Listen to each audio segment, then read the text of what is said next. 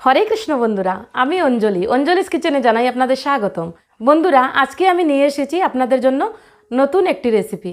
মানে নতুন নয়, রেসিপিটা অনেক পুরানো, কিন্তু আমি আমার স্টাইলে আমি বানিয়ে আপনাদেরকে দেখাচ্ছি। তো বন্ধুরা, দেরি না করে রেসিপিটা শুরু করা যাক। বন্ধুরা, আজকে আমি বানাচ্ছি বাদাম ফ্রাইয়ের রেসিপি।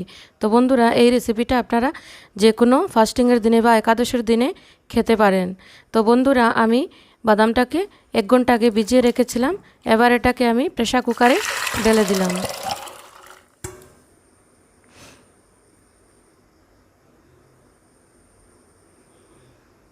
এবার দিয়ে দিচ্ছি আমি আধা চামচ পরিমাণ লবণ। এবার আমি কুকারের ঢাকনাটা লাগিয়ে এবার কুকারটাকে আমি গ্যাসের মধ্যে বসিয়ে দিলাম। এবার আমি এটাকে 5-6 সিটি পর্যন্ত ফুল স্টিমে এটাকে সিটি লাগাবো, আর স্টিমটা কমিয়ে আরও 3টে সিটি লাগাবো। এবার আমার সিটি দেওয়া হয়ে গেছে। এবার কুকারটা ঠান্ডা হয়ে গেছে। আমি বাদামটাকে চেক করে নিচ্ছি বাদামটা প্রপারলি সিদ্ধ হলো কি না। দেখুন তো বন্ধুরা, বাদামটা খুব সুন্দর সেদ্ধ হয়েছে। এবার আমি গ্যাসের মধ্যে বসিয়েছি একটি ফ্রাই প্যানটা গরম হয়ে গেছে। আমি এর মধ্যে দিচ্ছি সানফ্লাওয়ার অয়েল। আপনারা এটা ঘির মধ্যেও বানাতে পারেন।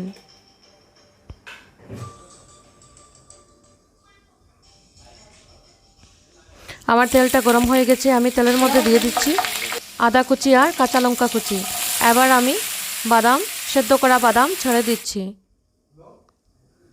এবার আমি দিয়ে দিচ্ছি একটু পরিমাণ লবণ।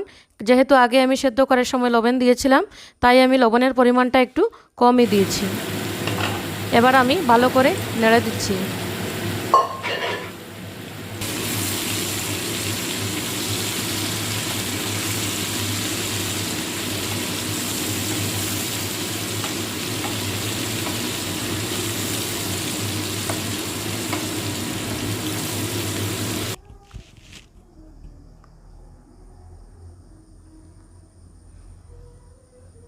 বন্ধুরা, বাদাম ফ্রাইটা হয়ে গেছে। আমি এবার একটি পাত্রের মধ্যে বাদামটাকে নামিয়ে নিলাম। বন্ধুরা, দেখুন তো বাদাম ফ্রাইটা খুব সুন্দর হয়েছে।